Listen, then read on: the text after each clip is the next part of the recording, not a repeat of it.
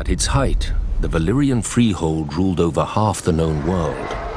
Not bad for former shepherds, but the doom fell on them and sank their capital into the sea. Now Volantis is the ember of old Valyria, ensuring its flame does not go out from this world, as any Volantine will tell you. Pentoshi say the same about Pentos, Lycines about Lys, and so on. But after enough time in the 9 free cities, it's hard to see them as anything but ashes of glory. Volantis is the oldest, the first colony of Valyria.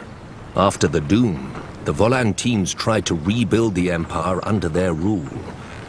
They failed, not least because the last Valyrian with dragons, Aegon Targaryen, entered the war against them. Now they are content to dominate only their lower classes, or so they say. Braavos is the strangest, a city erected not by the freehold, but against it. A labyrinth of illusion and deceit to hide the refugees from Valyria's slave lords. After the Doom, the city emerged from the shadows to become one of the greatest banking centers in the world. A man can get anything in Braavos, for a price. Especially death.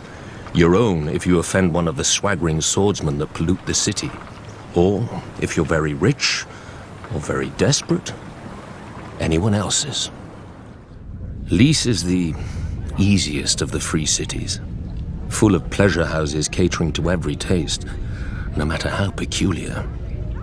Many men lose themselves in Lys and are never found, at least alive. When a man runs out of coin, the Lycines may grant him their other speciality on the house: poison. Pentos is the most ruthless.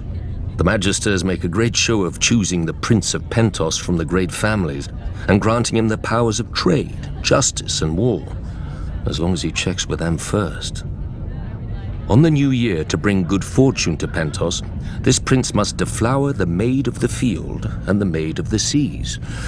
I confess I don't know how each is chosen, or what becomes of them after serving their purpose.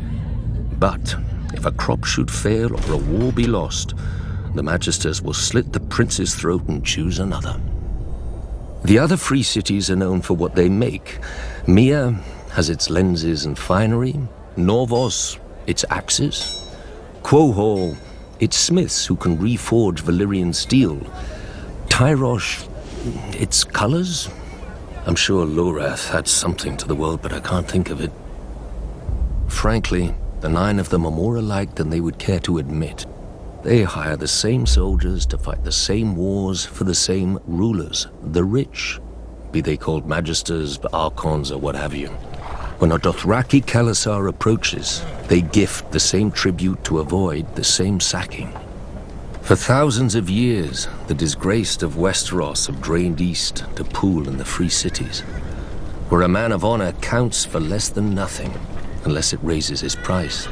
Better men than I have learned that what a man sells for gold, he can never buy back. He must earn it by fire and blood.